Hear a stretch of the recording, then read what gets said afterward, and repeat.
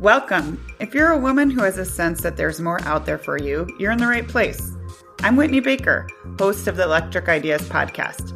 Somewhere along the line of work and kids, life carried on, but I lost track of my truth. I'm on a reflective journey, and that's what this podcast is all about. Each week, I interview a woman who is lighting her own path and offering others hope. Before our conversation ends, we'll share a reflective question for you to explore. Sometimes all we need is a jolt, a fresh idea, an aha moment that connects us to a sense of possibility. This, my friends, is what I call an electric idea. Welcome back to Electric Ideas with Whitney Baker. I can't wait to chat with today's guest, Bea Boas. Bea is creator of Thetabreathwork, a novel technique she uses to help bring your brain to a deep state of relaxation in order to ease mental, physical, and emotional shifts. Bea uses this technique to help entrepreneurs release blocks and create massive impact and income. Welcome, Bea. I'm so happy to have you on the show. How's it going? Same. I'm so happy to be here. I'm so happy that you invite me to this container, and I'm super excited to see what is going to come up from that. Yes, I love your openness to explore, and I like to get right into it, as you know. And one of the things that you have so much knowledge about is money mindset. And I love this concept because I think it's something that could help people if they had an awareness, but some people, this is brand new to them. So why don't we start by kind of giving us a feel for how you define it and go from there? Wow. Direct to the hot seat. I love that. Yeah. So I don't consider myself as an expert in money mindset, but I consider myself someone that experienced a lot through the process of getting better, right? Better in my money mindset. And it's so funny because every time that I set the intention to really work on that and really work in my money mindset, it's crazy how everything's shifting my life. And like financially, like the last time that I really set my intention and I asked my husband that he is more expert in that. And it's hard because when you have a relationship, it's hard to really separate and ask that person that it's your loved one, like to be your coach or to help you with that. But I consider myself really good at that. And the last time I asked him, I was like, can we do like a money mindset workshop? Can you like just guide me and help me to just unlock a little bit more? Because I feel that there are some blocks happening and it's like blocking me to really receive the abundance that I feel that it's coming, you know? And it was great because like right after we did that, literally my financial goals that I had just unblocked like that. It was like 1 week after like new private clients start to come and like business was just happening. It was crazy. But I have a great story to talk about that actually. So I'm Brazilian. I was born and raised in Brazil and I lived my whole life in Brazil. And my background actually is in marketing. So I was graduated in Brazil. I worked in the marketing industry for a long time, almost 10 years in the marketing industry. And from this 10 years, almost 7 years, I was working in the same company. And it's one of the best companies really to work in Brazil. It's an amazing company that really, really help a lot of people really invest in the employees. And it's a cosmetic company. It's called Natura. But they have like this very deep intention to really help people and just make people thrive through life. And so I worked many years there and I was getting promoted and growing and expanding. And I used to love the marketing industry. And I used to love to understand how the mind works, what drives our behavior to really buy something and things like that. So I was very happy there. But then I got a proposal from Mindvalley, which is a personal growth company. And I was going through this path of really get deeper in myself, really learn more about myself. And I got this proposal, which was financially not the best play for me, but my heart was calling me to that opportunity. So I did that. I quit my job in Brazil. I moved to Malaysia to work with Mindvalley. And the salary was not a great opportunity for me. I was making way less than I was making in Brazil, but I was really happy to be in a new country, to be in a new culture and to grow my skills and strength and get better as a marketer. So in this process, I start to have some challenge. I start to gain a lot of weight. I was not really happy with the work that I was doing. My salary was not being enough for what I was living. I had weeks where I literally had literally no money to eat. I had to borrow from my boss at that time because I didn't want to ask my parents. I didn't want to ask friends or things like that. So my boss at that time borrowed me money so I could literally eat. And it was a very tough time for me. So at that moment, I was like, okay, I need to do something here. Like, what should I do? Like, I literally have no money to eat. And I felt so embarrassed. I cannot even share this with anyone because it was my decision to do this move, right? So I was going through all this process. And I remember at that time, I was like, okay, Mind Valley had a course that it's called Money EQ. And it was a great course that really, really helped me to unblock this mindset around money. And one of I think the biggest highlight for me from this course, and the name of the author and teacher is Kenda Honda. I think he is Japanese, if I'm not wrong. And he teaches a lot about this Japanese philosophy around money and how money is energy. And if we think, I love to talk about that, and we can dive deeper into that later. When I talk about manifestation, I talk about the management of energy. And that's what manifestation is. It's just about learning how to manage your energy, because we are all energy. If we take a little piece of your brain and we see that little piece, we're going to see that that brain is made of tissues, and that tissues is made of cells, and that cells are made of molecules, and these molecules are made of atoms, and atoms are energy. So we are energy. Everything is energy. And when we talk about money, money is energy also. So I start to change my perspective around how was my relationship with that energy. So what is the thing that I believe about this energy exchange that I'm doing? Like, I'm receiving money. So I'm receiving this energy. What is the energy that I'm giving? Like, what is the work that I'm offering? What is the energy that I'm offering? So I start to shift. I think one of my biggest shifts was like to really see money as energy, not like as a piece of paper that really gives value to something. So I start to see like, okay, if money is this exchange of energy, and if every time that I'm spending something, that I'm investing something, I am like feeling contract in my body, and I'm feeling like scared, and I'm feeling like, oh my God, I don't have enough money. What is the energy that I'm putting into that moment? It's a scared energy, right? It's a very low vibration frequency that I'm creating that moment. So one of the biggest highlights and insights for me in that course was that he was always saying that every time that you give money to something, if it's virtually, if it's cash, whatever is this money representation, you have to bring also an energy of gratitude, because that energy is an exchange. That energy is what you're putting and then what you're getting back.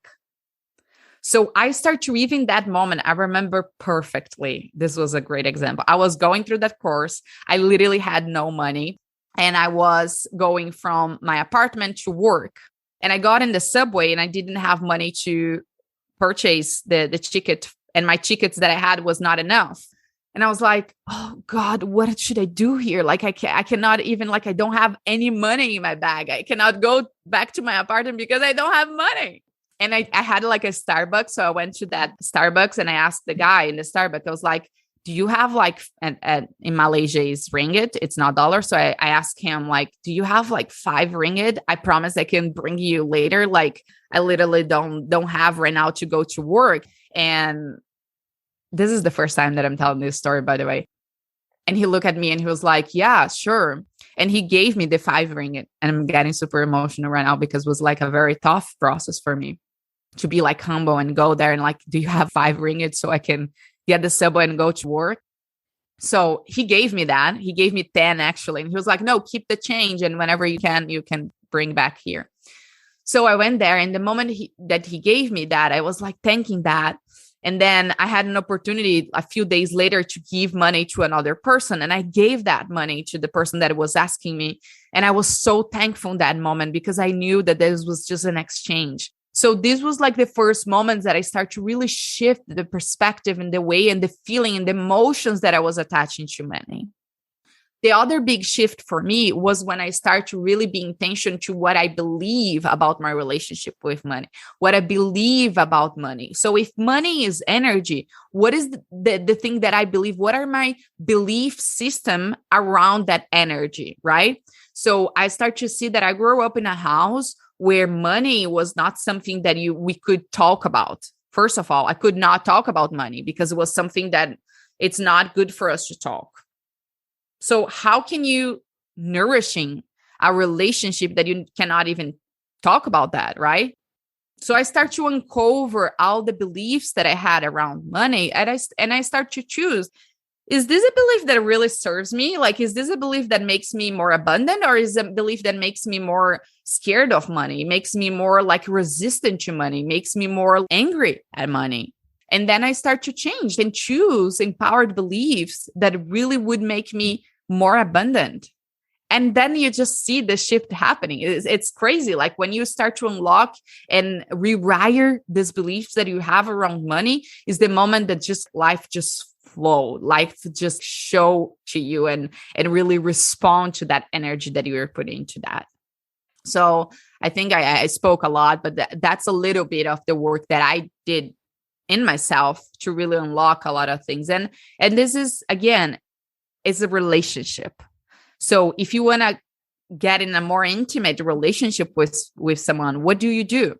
You nourish that relationship, right? You talk with that person, you communicate it, you go for dates, you go in deeper conversations, and that's what creates connection. That's how you're nourishing a relationship. You get honest with this person, right? So that's what I start to do with money. I start to nourish my relationship with that. I start to talk about that. I start to uncover deep conversation. I start to treat that relationship in a good way so I could be more abundant in that relationship. Yes, I appreciate your vulnerability and willingness to share, because it seems like you were in a stable and growing place and you listened to your heart and made this big jump, knowing that it was going to be a financial risk. And then you experienced total scarcity, which is hard when you're spending a lot of energy just getting by and thinking about what you're going to eat. I think it's just your trajectory is very interesting to me, because now you help entrepreneurs scale and remove money blocks and create impact and income. And we're going to talk all about that in a little bit. But first, I guess, since you've been there yourself, you've given this, like you said, I like how you said, like in a relationship, you've nourished your own relationship with money. And now you help others do the same. When people come to you, what are kind of some red flags for you that they might have an unhealthy money mindset to begin with? That's maybe even subconscious. I love that. First of all, if you are not, for example, talking directly about financial and money, if you're not making the amount of money that you want, it's probably because there is some blocks that it's holding you back to really create the abundance or the financial goals that you seek for. And this is one thing. The second thing, I think it's important to see and ask yourself, what are the conversations, the feelings, and the emotions that you have when we are talking about money? So if your answer is like, oh, I don't like to talk about that, or, oh, it feels like my body contracts, or I feel very angry, I feel very irritated, it's probably because you have blocks because of limiting beliefs that you have around money. So that's, for me, is a red flag. So how can you create more abundance, and how can you attract more money if it's not something that you feel good about it? So I think this would be like red flags for us to really like, okay, so that's something that we have to work on. That's something that we want to work on, so we can unblock and rewire these beliefs so you can attract more of that. Okay. So tell us a little bit in that direction about your theta healing technique, because it's not like anything I'd heard of, and it's really interesting. And I'd love to hear more about your approach. Absolutely. So theta breathwork, right? I use theta healing and hypnobreathwork, which are two different techniques that I put it together and I call it theta breathwork. So theta breathwork is a combination of theta healing, which is a practice created by Vianna Stable years ago. And theta healing is a healing method. It's an energetic method that we use to clear energetic patterns and subconscious beliefs. And with hypnobreathwork, we bring the breathwork, the hypnosis, and the visioning process to really fire the neuropeptides so we can create this new neural pathway to sustain just this behavior change or this beliefs changes that we need to go through so we can really like be more abundant or create more wealth or create more happiness. The way that I like to present theta breathwork, what I like to say is that it's a cutting edge healing method. And what I mean by that is that when we do this experience, it is an experience that you go through. It happens like in a physical, in an emotional, and also in a spiritual level. So it's a body, mind, and soul integration that happens through the session. And the session is usually like, what do we need is like 30 minutes to really go through the process. I always like to have a conversation before so I can grasp some information, some limiting beliefs that you have around a certain topic, something that you want to work on. So we can clear that emotions, that energetic patterns that you have. The scientific part of that, when we talk about breath work, right, that is one of the techniques that we use in this process, is that we change the oxygen balance in your body.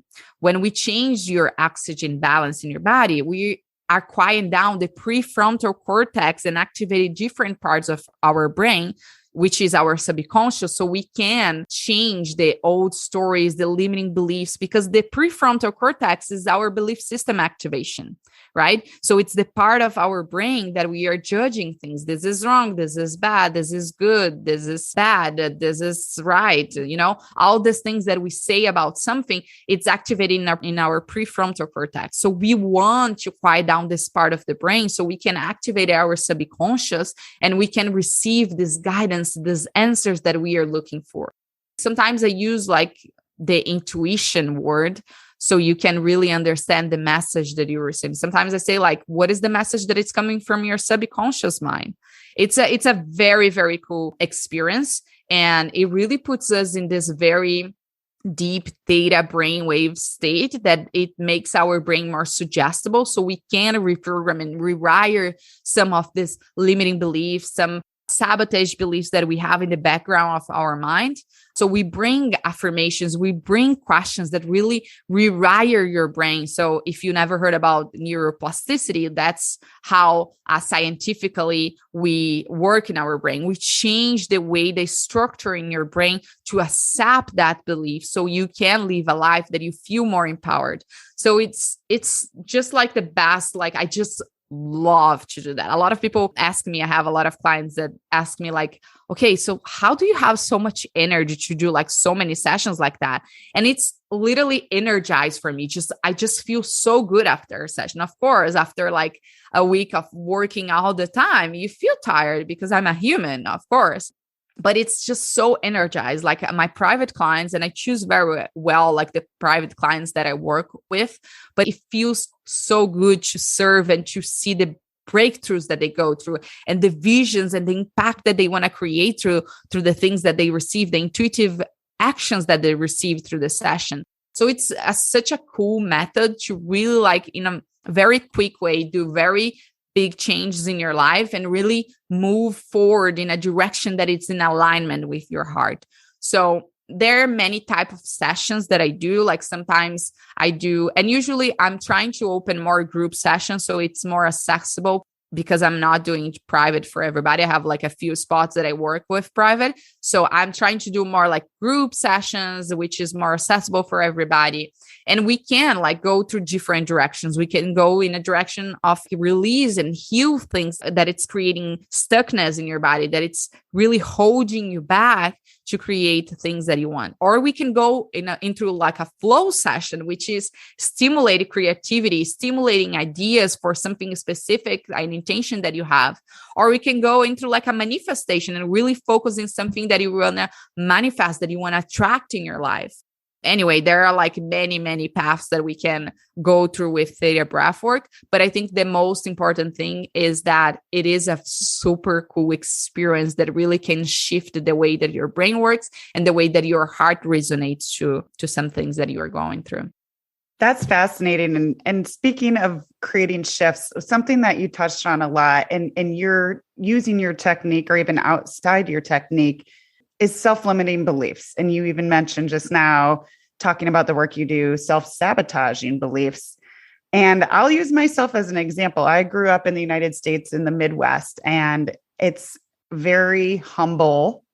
And it's not, I don't know that money isn't bad, money isn't good, but it's kind of like you were when you were growing up. It's not appropriate to talk about it, right?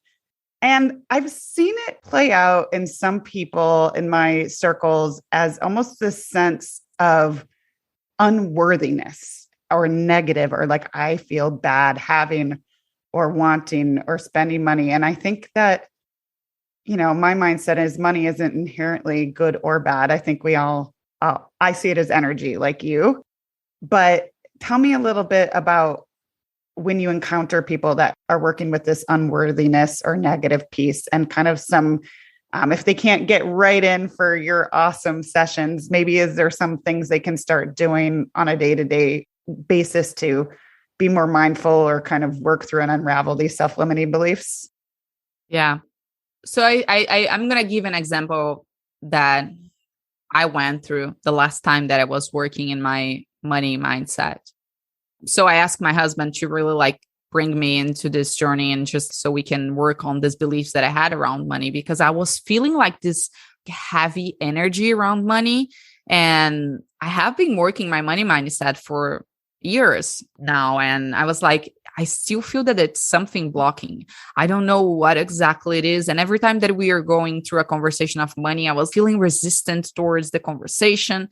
So we went in this journey and we completely shift the space, which I think it's a very cool thing for you to do. So if you want to change something and a belief, consider changing your environment. So if you're always in your house and that's your space, I personally, I work from home since COVID started. So I run my business through my room, my office. And for me, it was important to get myself out of that environment, physical environment, because it changed the way that I'm perceiving the thoughts, changed the way that I'm perceiving the feelings that I'm having.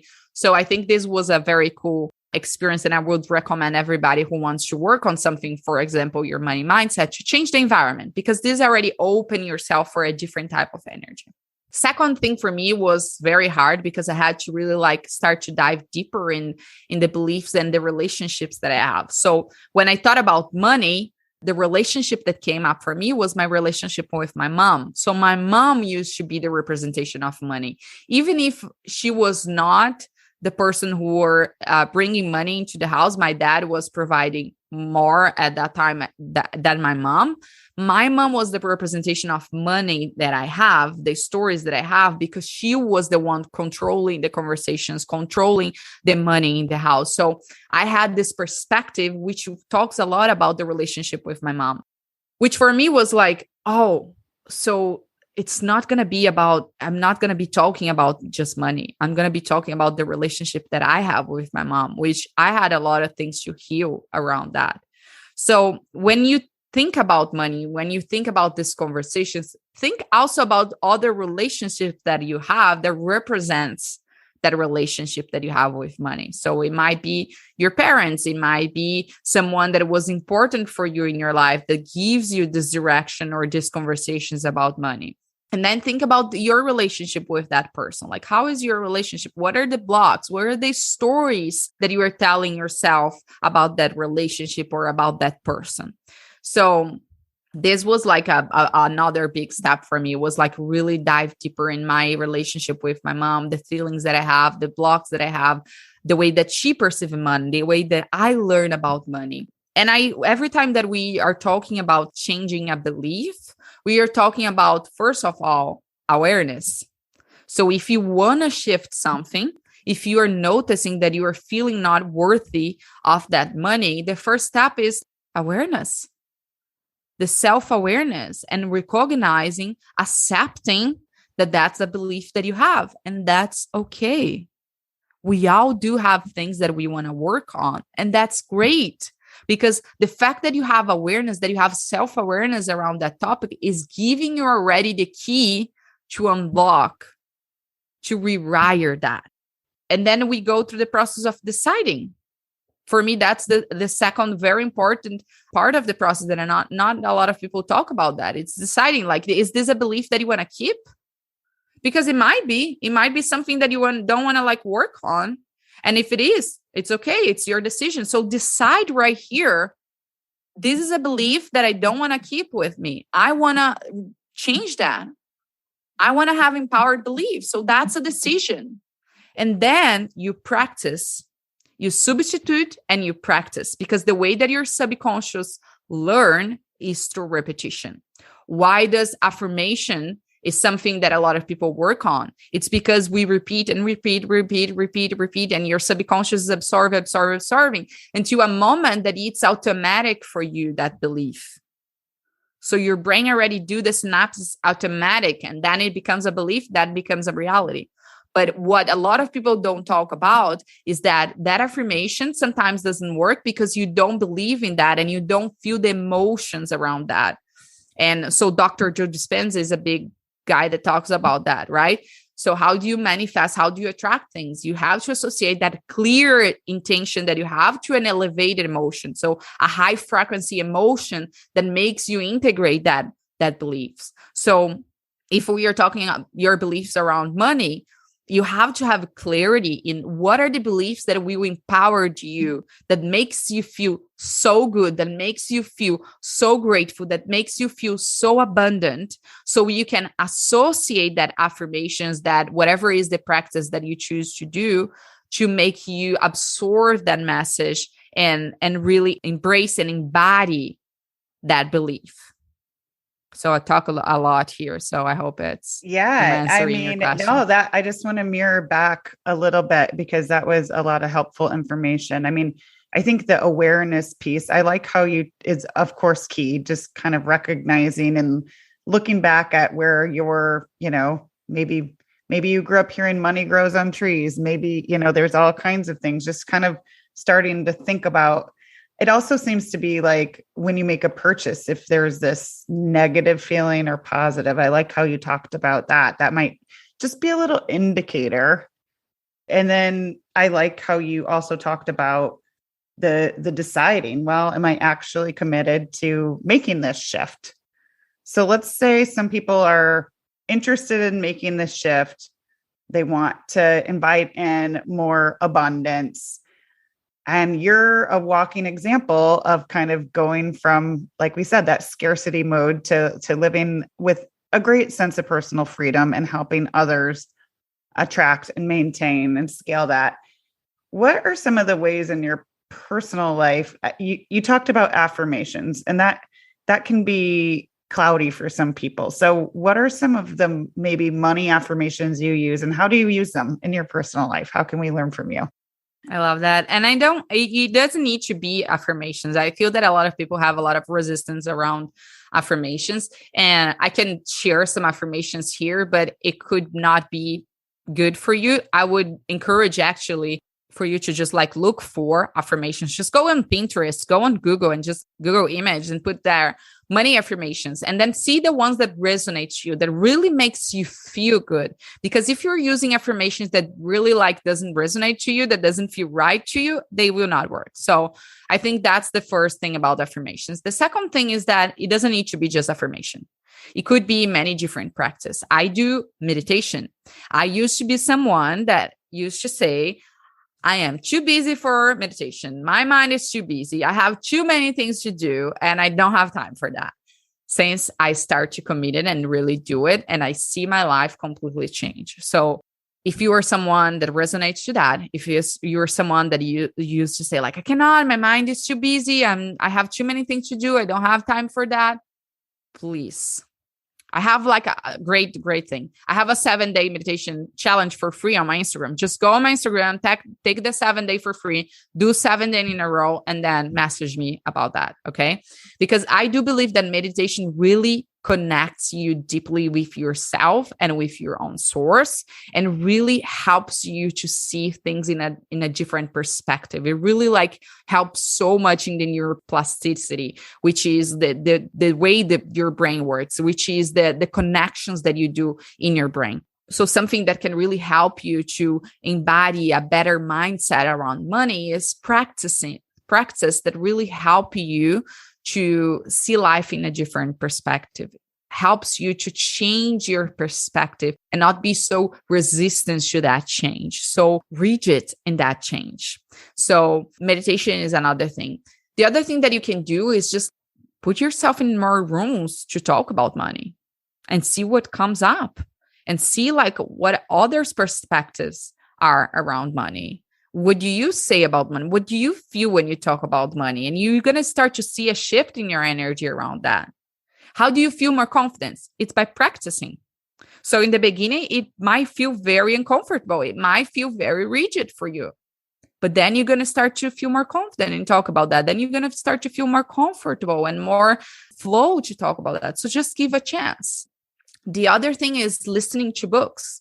I love to do audiobooks. There are a lot of people that prefer to just read, but there are so many great books. I can say like a few of them that really helped me. So Kyle Cease has a great one that it's called The Illusion of Money. He talks a lot about the energy of money and how do you shift this energy. We have The Secret of Millionaire Mind, which is a big one. A lot of people who go through this transformation process around money read this book. We have, what is the name of the other book? Rich Dad, Poor Dad, Rich Dad. I don't remember the name of the book, but it's another great one. Like Rich Dad, Poor Dad? Is that what you're I think, yeah. Something like that. Yes, we'll get it in the show notes. Yes. I never read this one, but my husband did, and he really loved because it really like changed the way that he was seeing like investments and the way that he really like the conversations that he had around money. So I think that the two biggest ones for me are this two, Kyle Cease and The Secret of Millionaire Mind. And another book that it's not exactly about money, but really helped me to change the perspective that I have around everything is The Code of the Extraordinary Mind by Vishen Lakhiani, which talks a lot about the cultural escape and the mind that we have around things. So we put everything in boxes, and this book really helped me to open my mind around topics. So it's another one that I really recommend people to read. Well, thank you so much for sharing these resources, because that seems like literally a no-brainer. If someone, because this is intimidating, especially for people that aren't used to, like we said, a million reasons why people are uncomfortable with even the topic of money. So having that quiet access to maybe some of these books just to further explore. And I think that that's really helpful. So thank you for sharing that list. And again, we'll make sure to clarify, and I'll get those in the show notes so people can check those out. Yeah. And then in the course, if you're more like a course person, you're not into like books and audiobooks, I would recommend this quest that I did, that it's made by Mind Valid, that it's called Money EQ. So this is a great one by Ken Honda. Thank you for sharing that. Of course. All right. Well, I know we're coming up on time. I am someone, I do a lot of journaling, and I also encourage my listeners to have deeper conversations with other women in their circles. And so I always close by asking my guests, what should we be asking ourselves more? Ooh, I love that. I mean, the first thing that came into my mind is, how do I feel about that? Because the things that you feel within yourself, it's the first indication around if that's the right path for you, if that's, and not coming from like from the prefrontal cortex, the judgment part, but about like, how does your heart feel? What is your intuition is telling you about that? And we all do have this very intuitive body that gives us answer. We are connected to the source. It's not just me. It's not just you. anyone who is listening to this podcast right now, you do have your intuition there. And the only reason for you to not be listening to that is just because you are not practicing to listen. That for so many years, you hold yourself back to really follow this intuition. And now your intuition is asking you to just like, okay, can you give me a chance right here? And you just need to give a chance. So I think that for me, what the first thing that came up is like, how do I feel? What is my body experiencing in this moment? That's wonderful. I think that's a great filter. So thank you so much. Thank you for all your time and energy. This is a fascinating topic, and I loved our conversation. And I know my listeners, you referenced some of your offerings. I'm sure there's going to be people that want to check it out. So why don't you tell us, where we can find you, support you, check out your offerings with a little bit more depth. I love that. Yeah. I'm very open on my Instagram. If you message me, if you DM me, I try to reply to everybody who message me, and I love to be connecting with people. Even if you don't want to like do any type of work with me, just connecting, just learning more about each other, you can message me, you can DM me on my Instagram, which is @Beatrice with C in the end, VB. Or you can find me on my website, which is beatriceboas.com. Wonderful. Okay. Well, thank you so much. This was a pleasure to talk with you, and I can't wait to share out this episode soon. It was my pleasure. Thank you so much. I'm so glad you joined me today. If you're looking for more, feel free to connect with me on Instagram @WhitneyWoman. And if you enjoyed the show, I invite you to support me by leaving a review or sharing it with a friend. Hope you have an inspired day.